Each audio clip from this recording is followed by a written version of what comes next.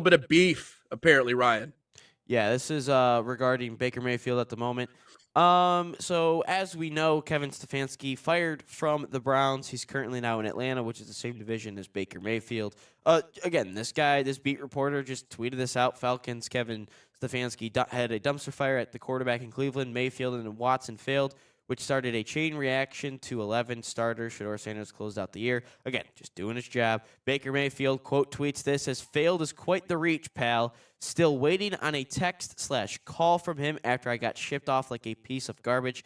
Can't wait to see you twice a year, coach. And then where's Joe Thomas? Oh, yeah, here's Joe Thomas. Joe Thomas snaps back, obviously the Hall of Famer himself.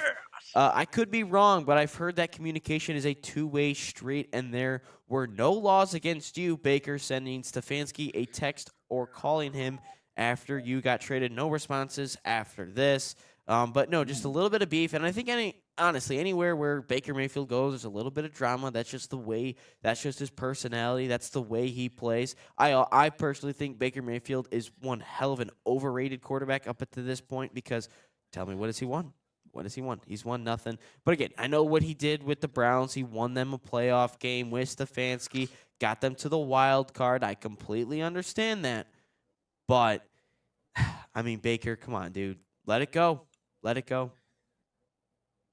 Yeah, well, I mean, I will say failed, I think, is accurate, but I don't think that was on Baker Mayfield's shoulders. I think that's on the shoulders of an organization like the Cleveland Browns, who, again, much like the Jets and what the Lions were for forever and might slip back into being, is that no quarterback wants to go to those teams because they know exactly what that means. It's either a life sentence or your career is just not going to pan out.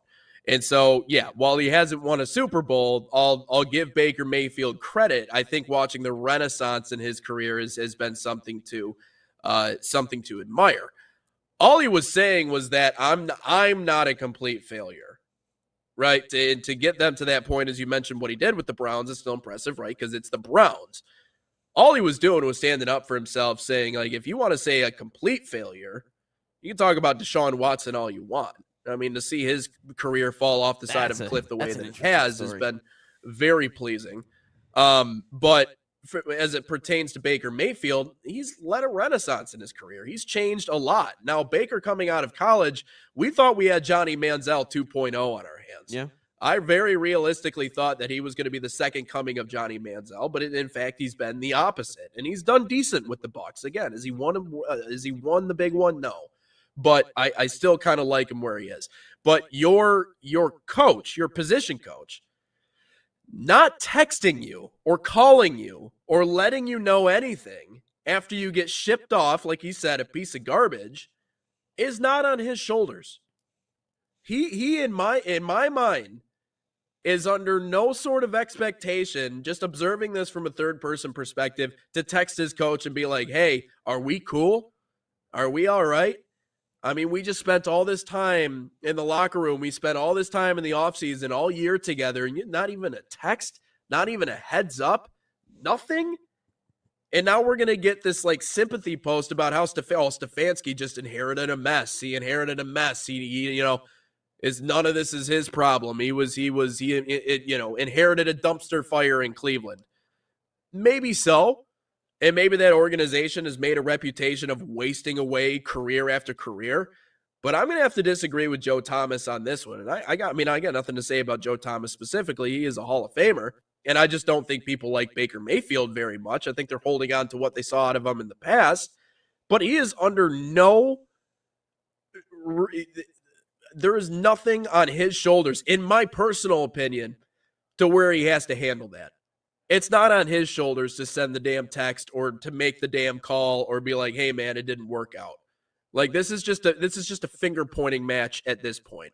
I can't wait to see him play twice a year. No, I think it'll be great to see him play twice a year. That was going to be my point. But again, I think if you're Baker Mayfield, I think that there's always some sort of drama. You're completely right about the Johnny Manziel part. Like, I forgot about him supposed to be Johnny Manziel 2.0. But if you're Baker Mayfield, I mean, look, dude, you went to Cleveland. It's one of the worst franchises in the history of sports. I mean, I didn't understand what you were going to get. They don't know how to. Hearing things from former players, them saying, like, it's such a horribly ran organization. I mean, what did you even expect yourself?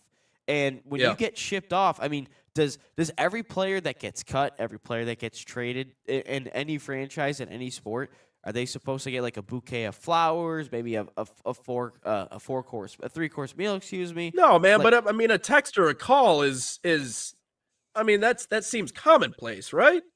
I mean, does he really have to send a text? I mean, No. at the same time, he could have Yeah. Baker Mayfield could have sent a text himself too if you're really pissed off about something, you send a text. If it really bothers you, you don't just like it's just gonna spill over. You talk shit behind the guy's back. Like if it really bothered you that much, I mean, he got traded like 3-4 years ago at this point or cut. If it really bothered you that much, Baker, you could have texted or called Stefanski yourself and said, "Hey, man, really just didn't like the way that things went down here. I just want to say thankful for my time," or what happened here to this decision. Like, what happened? If you have that much of an issue, and you're a grown man, Baker, again, you don't have to have someone hold your hand everywhere you go. You could call yourself. Joe Thomas is a Hall of Famer himself.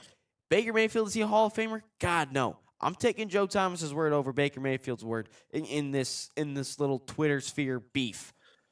I will say, though, the one thing I love about Baker, and again, it goes back to the whole Johnny Manziel thing. And of course, for Manziel, it came off as arrogance, and he never really quite got over that. I think the one thing we've seen out of Baker is that side of him, maybe the ego death, has been good for him. And then that's exactly what Cleveland was. It was the ego death for a player who realized, like, oh, crap, like if I want to make it in this league, I think it's going to take a little bit less of this and a little bit more of this accurately in order to make it in this league. And so I don't think it was even a big deal in Baker's mind. What I think is I love the competitiveness of Baker Mayfield.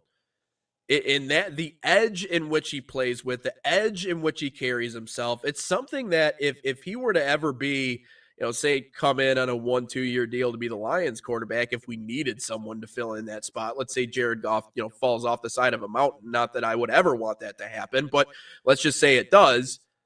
I would love having him in that spot because I think he has just a certain kind of FU competitive edge to him. Are we convinced that this isn't Baker just trying to psych himself up a little bit? Are we convinced that this isn't Baker just trying to give himself that little extra edge, that little extra oomph to get himself into a position mentally to be ready to go out and compete and take it to the next level? That's also the other angle of this. Not everything is what it seems or what it appears, especially on social media and the rage bait generation that we live in with our fellow rage baiter here on the other side of the screen. That's the reality of when you go on social media and you read these things, you're like, that's not real, right? This seems like fake beef. This seems like, American reality TV, which is, I think, something Baker is leaning into. So again, I'm not completely convinced that he's not just doing this to give himself that little extra emotional edge to go out and kick some what next year. Because I think that's just also kind of the player Baker is. No, I can see it. I can 100% agree with that point. I didn't think of it that way, but I think you're right. That could be one of the things. But no, I think knowing Baker Mayfield, I don't know him personally, obviously, but seeing his body of work over the last 10 years or so, it still feels like a little bit of real beef. Just I don't necessarily know. Yeah, probably. I don't necessarily know if Baker Mayfield fakes anything. If I'm being completely honest, it doesn't feel fake. That's just my personal opinion. Yeah. But I could definitely see yours. But my only thing about Baker Mayfield is, at some point, you have to win something. You could talk all the rah-rah you want. You play in a weak division as it is anyway. You played in a weak conference as it was in college, and you made the college football playoff a handful of times. I get it. You played in some really good ones. I think that Georgia-Oklahoma Rose Bowl is one of the greatest football games I've ever seen. But at some point, Baker, you have got to win something meaningful. I'm not talking AFC South championships. I'm not talking Big 12 championships when Texas wasn't relevant. But at some point, you've got to win one. Oh, how come? It looked like it was a pause, like you were going to say something, but like it was cut off. So I was like, huh? What are you going to say? But no. I wouldn't be Trace McSorley. Throw it on a dime. But all I'll say is at some point, you've got to win one. You can't lose to a rookie in Jane Daniels in the playoffs. You can't I think they beat the Panthers. Yeah, they beat the Panthers, but then ultimately lost in the tiebreaker. But at some point, Baker, you've got to win something. Yeah, that's true. And it's the what's going on? You got an earthquake over there? No, continue. But yeah, I think some of it might be artificial. I think some of it might be just Baker trying to build up some level of personal vendetta in order to spur himself forward. But you're right, man. I mean, I think it's a two-way street. I just think he didn't really, appreciate the coming from the angle of Kevin Stefanski as the victim in all of this.